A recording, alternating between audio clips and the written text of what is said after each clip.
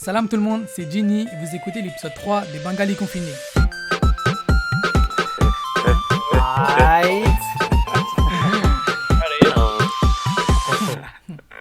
Les gars, moi, vu le sujet, je me suis pas ambiancé. Bienvenue dans ce nouveau podcast, j'espère que vous allez bien. Aujourd'hui, nous parlerons d'un sujet un peu étonnant et avant de commencer, pour les prochains sujets, on va demander votre avis, donc n'hésitez pas à réagir sur Instagram, les Bengalis confinés. Ce soir, on est accompagné de 8 incroyables personnes, donc Mouin, Salut tout le monde. Sadli, Assalamu alaikum. Onik, Salam alaikum. Rifad, Hello guys and assalamu alaikum.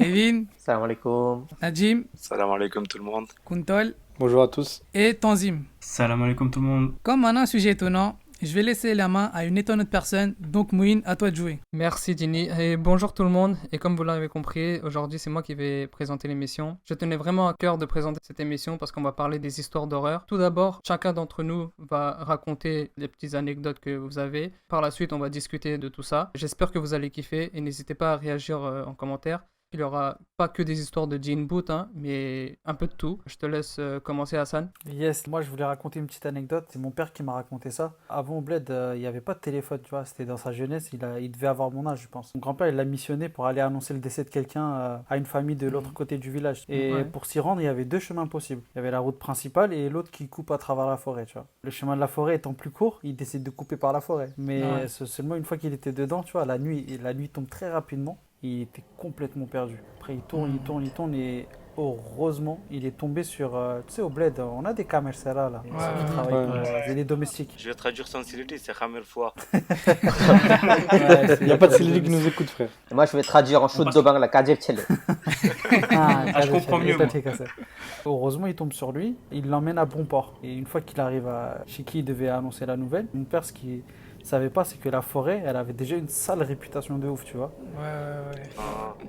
Et lui, il est passé par là, il a dit, mais t'es malade ou quoi? Il fallait jamais passer par là. Tu t'es pas perdu du tout. Il se dit, mais si, je me suis perdu. C'était dans quelle ville au Bangladesh? Narangon, c'était une ville.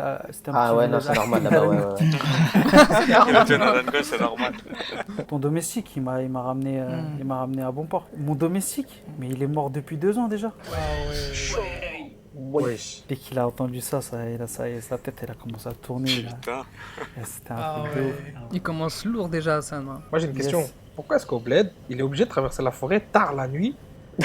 À l'époque, il n'y avait pas de téléphone. Il n'y avait pas de téléphone, il n'y avait rien. En fait, à la base, c'était pas tard. Il est parti en fin d'après-midi. Mais tu connais Chanda au bled. Dès qu'il commence à Ouais, faire ça Chanda, fait ça y est, après- c'est après fini. Maghreb, c'est Ouais, c'est- à 17h c'est déjà noir. Hein. De ouf. Ouais, dans les grammes, ça part, ça change vite. Ah ouais, c'est chaud. Par rapport à ça, j'avais une petite histoire, l'histoire de deux choix entre chemin normal et chemin un peu sinistre. Genre, moi, c'est l'histoire d'une personne, je vais pas vous dire c'est qui. Hein.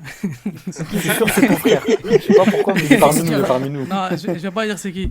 Et genre, c'était au bled, et je pense qu'elle a à la même époque que toi, Hassan. Genre, la personne est partie faire les courses, et il a tardé un peu, tu vois. Et tu sais, après l'azan du Maghreb, le soir, au bled, c'est sombre de fou, tu vois. Du coup, la personne, il commence à se dépêcher, tu sais, et tout. À un moment, il avait deux choix. Soit prendre un chemin civilisé, où il y avait, un chemin où il y avait de la civilisation, Soit- Civilisé, le bâtard. ou soit prendre un raccourci, mais passer par une forêt un peu bizarre, tu vois. Voilà, Et- encore forêt. Et dis, Et toi gagner aussi, du temps. c'était dans un gramme? Ouais, c'est des adagrammes, ouais. Quelle ville? Comme il l'a. Comme il l'a, ouais. Là, ah, c'est normal. C'est normal aussi. C'est normal, c'est normal. Et tu vois, genre, la personne, elle marche, c'est tout. Et tu vois, c'est sombre. Hein. Et la personne, elle reçoit des pierres. Les pires. Des pierres, ouais. Genre, on lui jette des pierres, tu vois. Et elle se retourne, tu vois, il n'y a personne. Tu vois, il remarche. Et paf, ça lui lance encore des pierres, comme ça, t'as. Je fais, Ouais. wesh. Tu vois. Et tu vois, la personne, elle commence à avoir chaud un peu, tu vois. Ouais, c'est bizarre. C'est grave bizarre. Du coup, elle s'assoit. Et il commence à réfléchir. Il allume une cigarette. Il fume. Il commence à réfléchir. Et là, il dit, bon, là, il me reste quoi 10-15 minutes. À la fin de ma cigarette, je me lève, je trace une pointe. Il s'est préparé mentalement. Tu vois, la cigarette, elle s'est terminée. Ça veut dire que quand il est assis, il s'est pas fait caillasser. Non, quand il est assis, il s'est pas fait caillasser. C'est ça le truc bizarre, tu vois. Du coup, la cigarette, elle se termine. Il se lève. Paf, il trace de ouf. Et tu vois, ça lui caillasse de fou.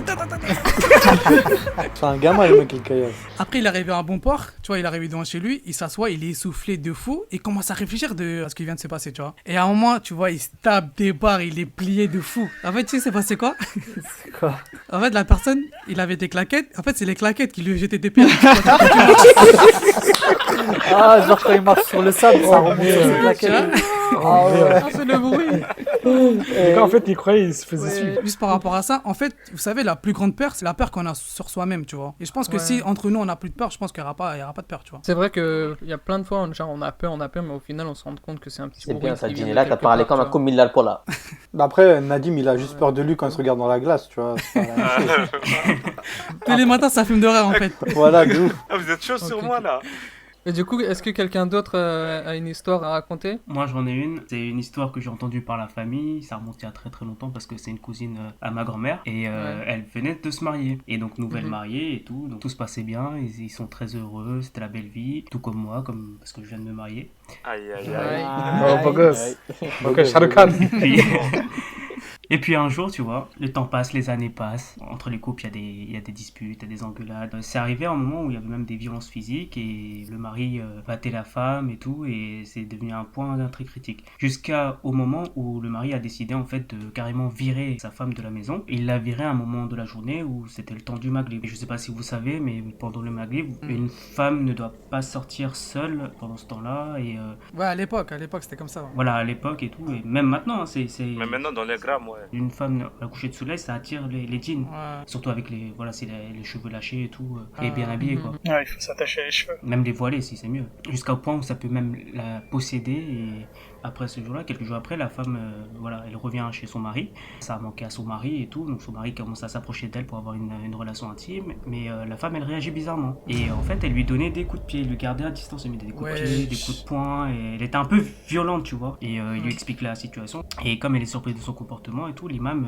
lui dit, bah c'est peut-être un djinn et tout, parce qu'il y a des bons djinns et des mauvais djinns. Et par rapport aux histoires que vous me racontez, bah c'est sûrement que comme elle est sortie pendant Maghrib seule, il y a sûrement un djinn qui l'a possédée, qui est tombé amoureux de cette femme-là, tu vois, parce qu'il y a des bons djinns et des mauvais djinns. Donc c'était un Ouais, djinn, ça arrive souvent, ça. voilà, un peu jaloux, Il y a tu aussi, vois. il y a aussi des meufs djinns. Des fetnis, on appelle ça des fetnis, non? On le résume en petni, nous. Il y Ouais, a des polis, C'est des poris, non?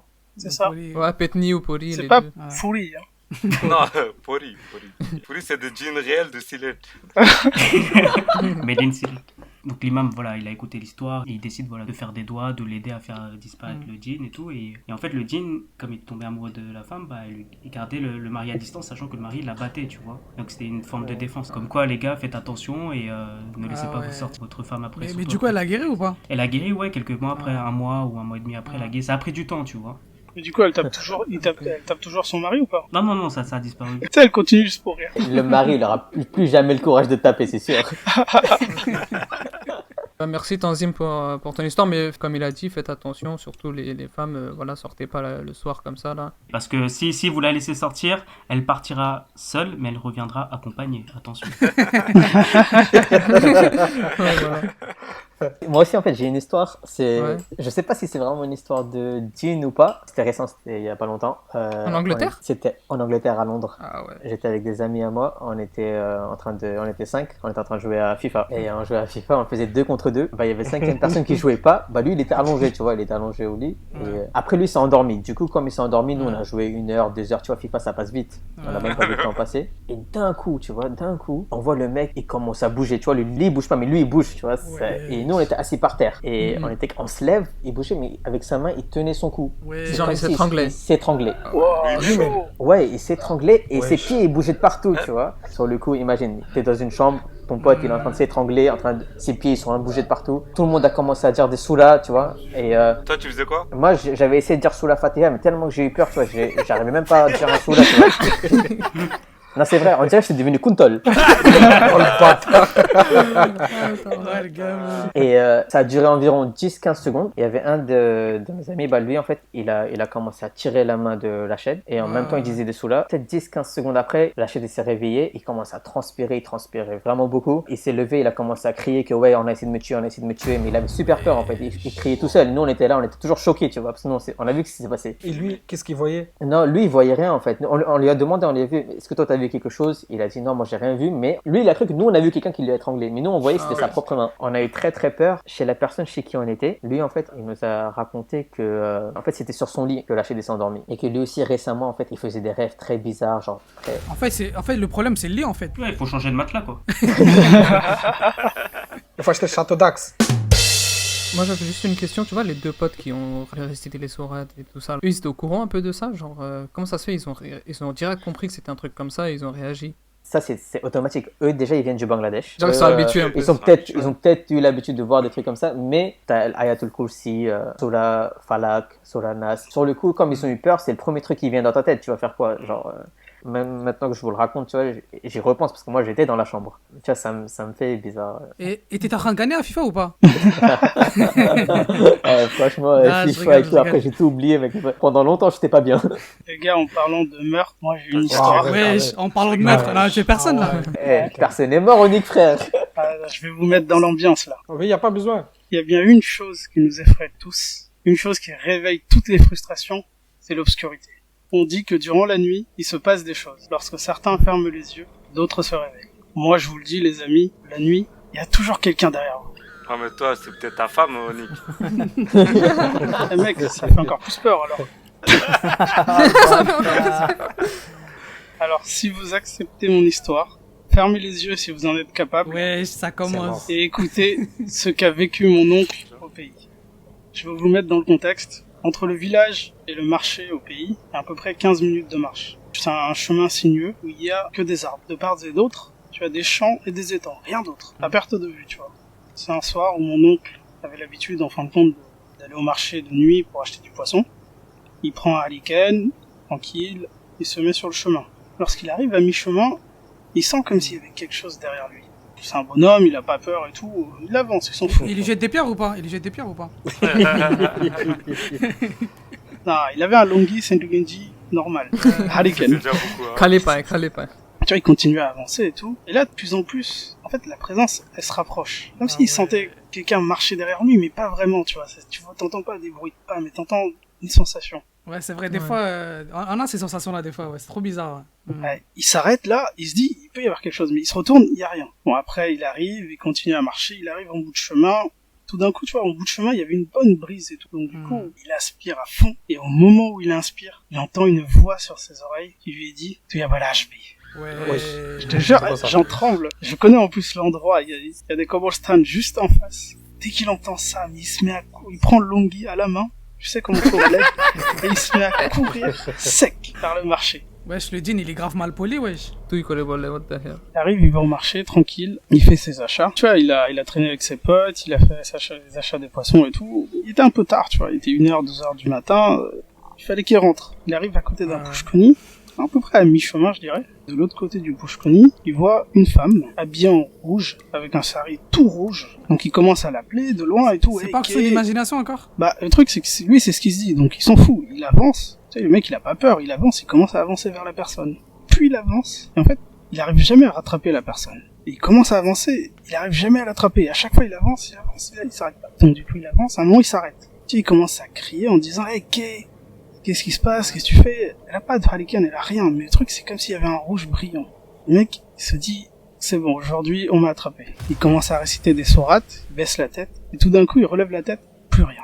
Et là, il continue à avancer, il traverse le pushkoni, il arrive à côté d'un motkola. En fait, les hindous, avant, ils faisaient des sacrifices, ils faisaient des brûlures, ils faisaient plein de trucs dans cet endroit, tu vois. Des trucs de fou, frère. Ouais, des trucs bizarres. Là, tu vois, il a comme l'impression de ressentir cette présence à côté, tu vois, derrière, à côté. Enfin, il sait pas trop, tu vois. Et de plus en plus, il avance, puis il ressent cette sensation. Et là, tout d'un coup, c'est comme si quelqu'un l'avait touché. Et là, il entend une voix au-dessus de lui. Il voit sur une branche, il y a une dame qui lui dit Jantam, tu yabalashbe. Wesh. Et là, il s'arrête tout de suite. Je vous dis, j'ai les poils qui sont hérissés, là. Et en fait, c'était une dame, mais il y avait aucun visage. En fait, c'est comme s'il y avait un gonka, mais il n'y avait rien derrière. Elle est assise, tranquille, elle bat ses pieds, elle regarde, et elle lui répète à chaque fois, Amijantam, tu yabalashbe. Mais plusieurs fois, tu lui dis, hey, c'est pas moi, il se baisse, il vient, il commence à dire des sourates, il peut plus avancer. Mais lui, il a pas taillé, lui? Il a pas taillé? Non, il pouvait pas. Il était à 5 mètres, tu vois, au-dessus d'un arbre assis. Ouais, c'est chaud. Mais en même temps, il était curieux, tu vois. Donc il lui a dit, qu'est-ce que tu veux?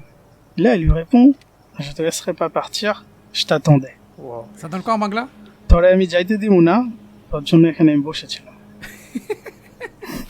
Wesh. Ça fait encore plus peur quand il le dit. Mais de ouf. Il pouvait rien faire, dans tous les cas, pour lui, il va mourir. Et là, tout d'un coup, il entend au loin un homme crier, hey, Ekaneke, Eke. Il y a un monsieur qui crie derrière lui, tu vois. Donc là, tu vois, quand t'entends quelqu'un, t'as du courage. Il ouvre les yeux, il se retourne, plus rien. Plus d'hommes qui crient, rien du tout. il sait pas quoi faire, et tout d'un coup, bah, il se dit, je m'en fous, je suis sauvé peut-être. Il court, il rentre à la maison. Putain, ça fait du bien. Le lendemain matin, il apprend que sur la route, il y a une personne qui a été tuée. Ouais. La personne, c'était la personne qui a dit, Kikoros, Il sait pas. Et en fait, ce que tout le monde pense dans le village, c'est que le djinn, en fait, il avait visé quelqu'un, l'autre il est venu lui déranger, et il l'a tué directement. Ah ouais, ça veut dire l'autre il a pris à la place de son oncle. Parce que les djinns sont réputés pour se déplacer hyper vite. Les djinns, c'est fait de quoi? De feu. Non, ça a été créé de feu, mais c'est pas fait de feu. C'est comme nous les hommes, on est créé de l'argile, de terre, mais en réalité on n'est pas de terre et de l'argile. Ah mais d'ailleurs, du coup les gars, en parlant de femmes habillées en rouge, etc., moi j'ai une histoire. Et en fait c'est une histoire qui s'est passée à l'époque où mon oncle il s'est marié, tu vois. Il venait de se marier, le mariage ce jour-là, tu vois, du coup il y avait la fête et tout. Mais la nuit c'est devenu tout calme. La femme qui vient de se marier, soit elle sort prendre l'air avec son mari, etc. Mais tu vois, vite fait. La nuit, il y a des gens qui travaillent, tu vois, à côté. Et du coup, il y a un gars, il rentrait chez lui, il voit juste devant le Pushkuni, en gros, quelqu'un qui est retourné vers le Pushkuni, une dame. En fait, une dame habillée en rouge. C'est la même meuf de Nick ou quoi? Et du coup, le mec, il s'est dit, ça doit être elle, tu vois. Ça doit être elle. Du coup, il lui dit salut, Neki Kolen et Kane, tu vois, et tout. Elle répond pas, et il part, tu vois. Pendant qu'il part, il entend au niveau du Pushkuni, comme s'il y a quelqu'un qui est en train de remplir un kolchi. Comment on appelle ça? Un bro, comme un bro. Voilà, un bro, tu sais, c'est fait en métal, là, en métal, pile, ouais, tu vois. On entend bien l'eau et tout ça, tu vois. Le Pushkuni, en fait, il y a une petite descente avant d'arriver à l'eau, tu vois. Le mec, il va aller voir là-bas. Déjà, le bruit s'est arrêté, il y a personne, tu vois. Dès qu'il se retourne, il sent un truc bizarre, mais vraiment un truc bizarre de ouf, genre dans son corps, il a comme des frissons et tout, tu vois. Et du coup, il a grave flippé, il est vite rentré à la maison, il a réveillé sa femme, tu vois, et sa femme, elle a vu qu'il était un peu essoufflé, etc., tu vois. Après, sa femme, ce qu'elle a fait, elle a dit, mais prends ta douche et tout, tu vois, et après, viens dormir, tu vois. Il a pris sa douche, il est parti dormir tranquille. Dans cette nuit, il s'est réveillé en fait pour aller aux toilettes, un truc comme ça. Enfin, c'est ce que sa femme a cru, tu vois. Sa femme, il voit qu'en fait, il retourne pas à la maison. Et du coup, elle sort et tout. Elle voit, il est même pas là. Il est pas dans les toilettes, rien. Il a disparu de ouf. Et elle sait qu'il s'est passé des choses. Du coup, elle se dit, non, il y a un truc qui va pas là, tu vois. Du coup, il est vite parti voir un Kobila ou un Houdou, je sais pas, tu vois. La personne a dit que moi, j'aurais besoin v'là du monde et tout. Et je sais où il est en fait. À certaines saisons, l'eau elle est à zéro en fait. Il y a que de la boue. Il a dit j'aurais besoin du monde. Et comme c'est un grand Pushkuni en fait, c'est le Pushkuni de plein de gens en fait, tu vois, de plein de bari en fait, tu vois. Ils ont récité des trucs, tu vois, des sourates et tout. Arrivé là-bas, il voit déjà le mec, on voit juste ses bras. Genre le mec il était enterré, genre. Il est enterré, on voit ses bras, genre juste ses bras ils sont sortis mais ils bougent. Ouais. Tu vois. Ouais, c'est quelle dinguerie ça.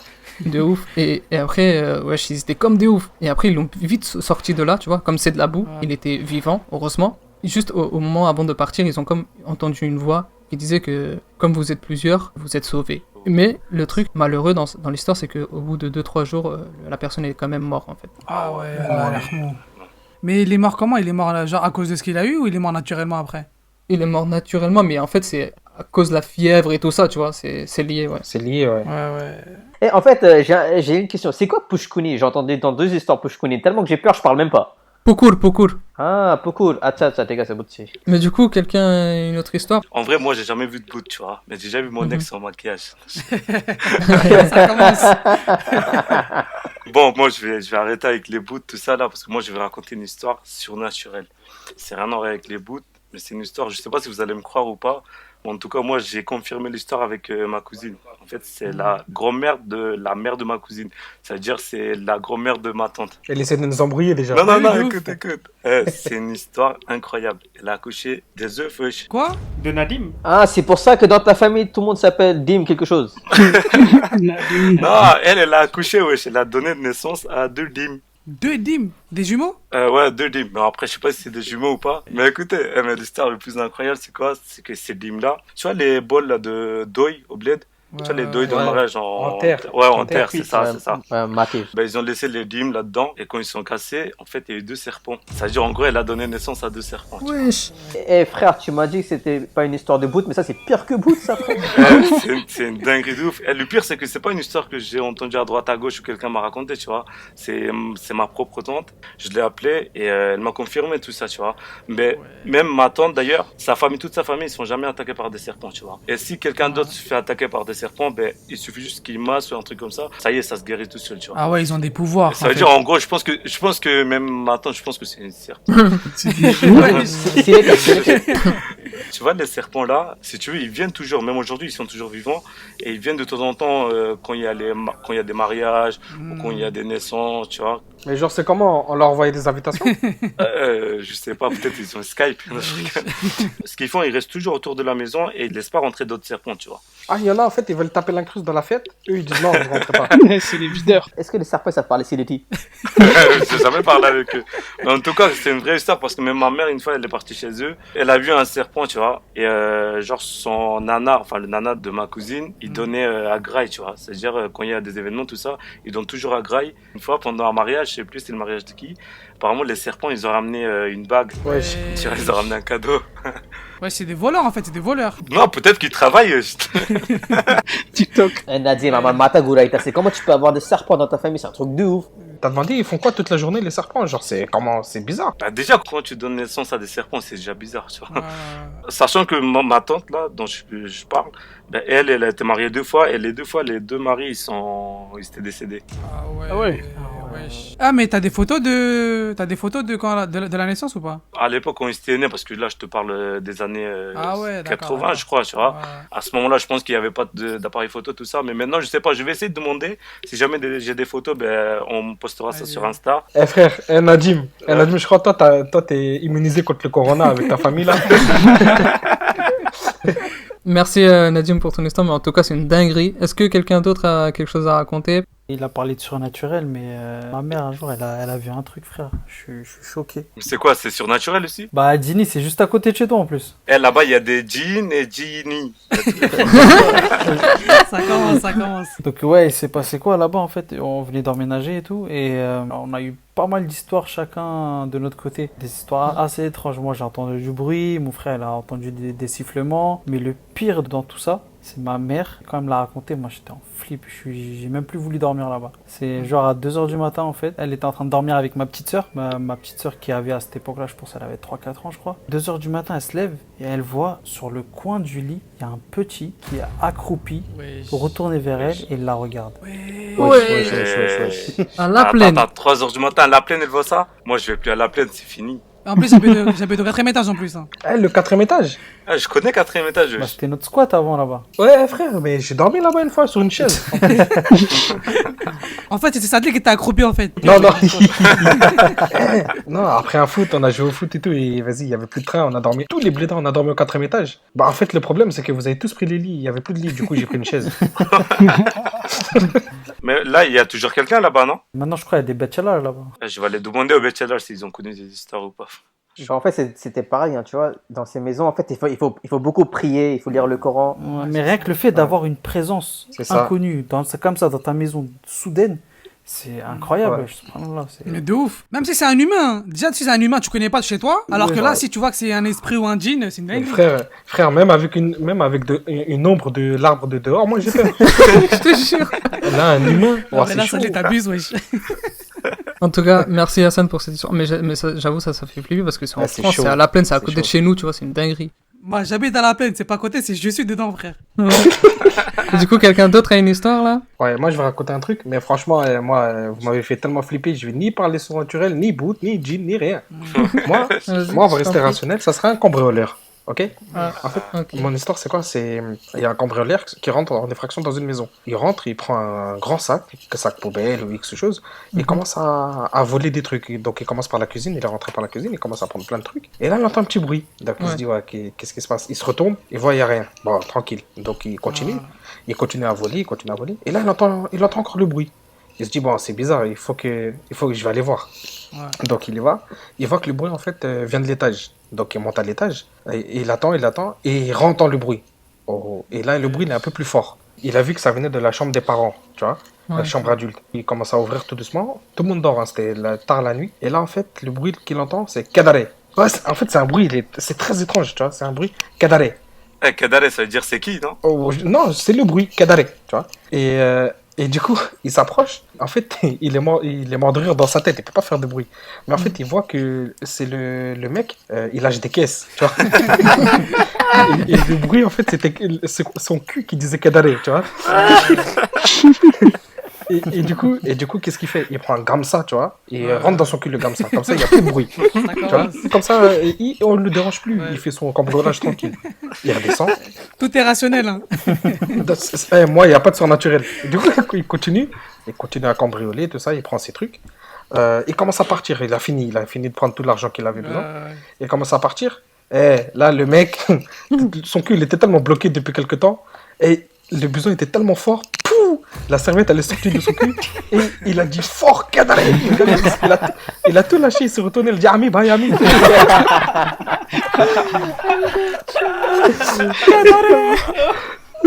Et on est d'accord, c'est une blague. Ah, j'avoue, on avait besoin de rigoler un peu. Moi, je commence à avoir peur, là, comme ça, donc. Maintenant, j'ai peur de tous les gamsas que je vais voir. En plus, j'en ai pas mal, moi, des gamsas. Sadly, merci pour ton histoire. Un peu de joie quand même. J'en ai eu très peur. Kuntol, t'as une histoire ou pas? Ouais, moi j'ai une histoire qui fait froid dans le dos, qui est réelle et surtout qui va mettre. Qui pose des questions, notamment de savoir comment une personne qui a la foi, elle peut faire ça en fait. Vous allez vite comprendre. C'est l'histoire d'un Bengali, tu vois, qui était en France en 2008-2009.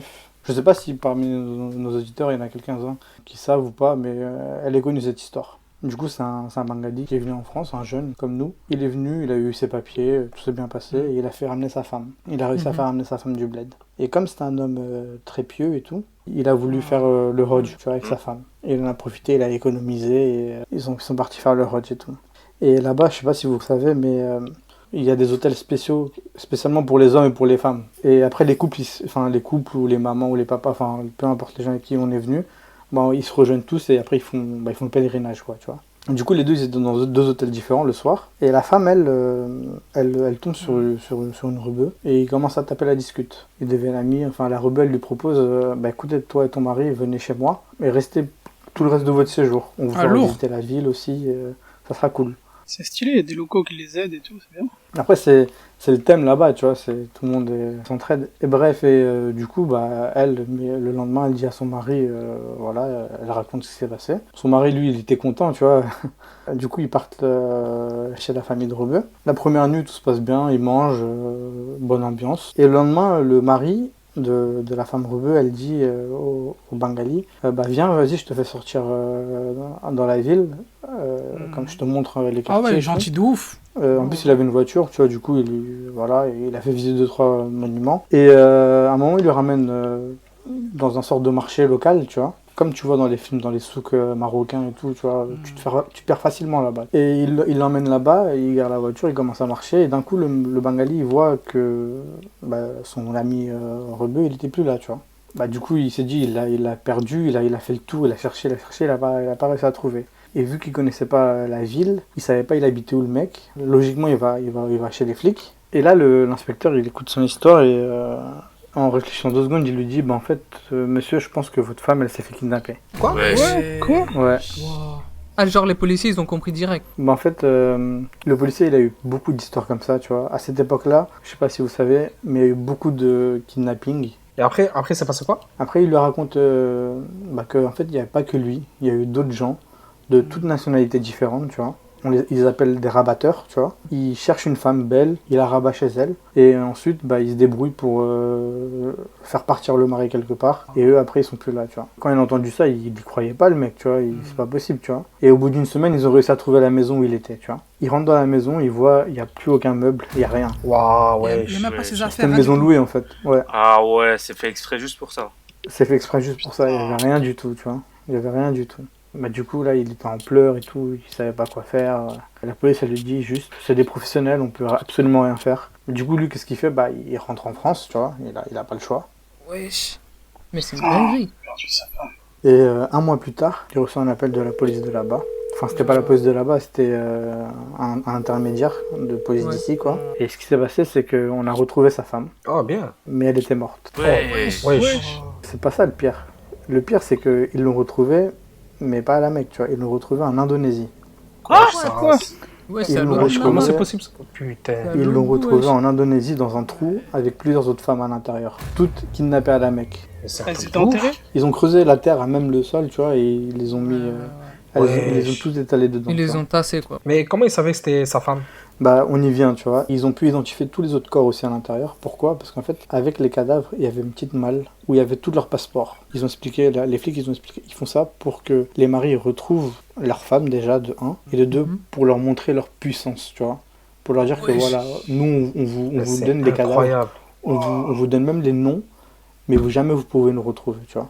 Ouais. C'est une sorte de provocation à la police, quoi, tu vois. Wesh, à partir de la Mecque, quoi, en plus. C'est une Ah, dinguerie. la mec, ça. c'est ça en fait qui est le plus choquant. Parce que tu vas, tu fais confiance à tout le monde, tu vas, tu fais ton truc et tout. Exactement, c'est pour ça qu'ils font tout ça là-bas et tout, tu vois. Putain. Et il y a la confiance, il y a la foi aussi, parce qu'ils se disent que là-bas, rien ne peut se passer, tu vois. Bah oui, Oui, c'est les ça. gens, ils ont confiance. Du coup, voilà, tu vois. Mais Et, oui. voilà. Et du coup, ce Bengali, qu'est-ce qu'il devient? Il est parti de France, il retourne au Bangladesh. Ah, le pauvre, le pauvre. Eh, c'est triste hein, pour Parce lui. qu'il avait pas de famille en fait ici, tu vois. Il avait pas de famille, Ouais. il était seul. Ouais, il avait que sa femme. Lui, voilà. il aimait beaucoup sa femme, non? Bah frère, sinon pourquoi il serait marié? Du coup, là, il est comment, lui? Tu sais les comment ou pas? Mentalement, physiquement, tu sais les comment? T'as pas de nouvelles, si? Là, depuis de ce que je sais, il s'est pas remarié. Hein. Mais genre, il est pas parti en cacahuète, genre, il est resté toujours. Non, non, parce qu'en fait, il s'est juré à lui-même qu'il va les chercher jusqu'à sa mort. Ceux qui ont fait ça, tu vois. Ah, ouais. Merci Koun, mais c'est une histoire de fou à la fin. Oh, c'est un truc de ouf. Les gars, on est arrivé presque à la fin de l'émission, mais avant de clôturer, comme vous savez, on a une petite partie hadith. Vas-y, Sadli. Ikra, ikra, ikra, ikra, pado, ikra, ikra. Merci Mouine. Du coup, pour finaliser toutes ces histoires-là, on va parler un petit peu de hadith, donc surtout comprendre où se trouvent les djinns, comme ils sont invisibles pour nous. Dans les Sahih Bukhari et Muslim, il est dit que les djinns habitent sur cette terre où nous vivons. Ils se concentrent dans les lieux abandonnés et les endroits malpropres, tels que les lieux d'aisance, les décharges publiques, les dépotoirs et les cimetières. C'est pourquoi l'enseignement prophétique préconise les mesures au moment d'entrer dans ces lieux, telles la récitation des prières recommandées, comme celles citées dans les hadiths d'Anas, qui rapporte que le messager d'Allah a dit: quand l'un de vous entre dans un lieu d'aisance, qu'il dise: mon Seigneur, je te demande de me protéger des mauvais et des mauvaises, en parlant de là des djinns. Il y a plusieurs choses qu'on peut faire pour justement ne pas être impacté par ces djinns.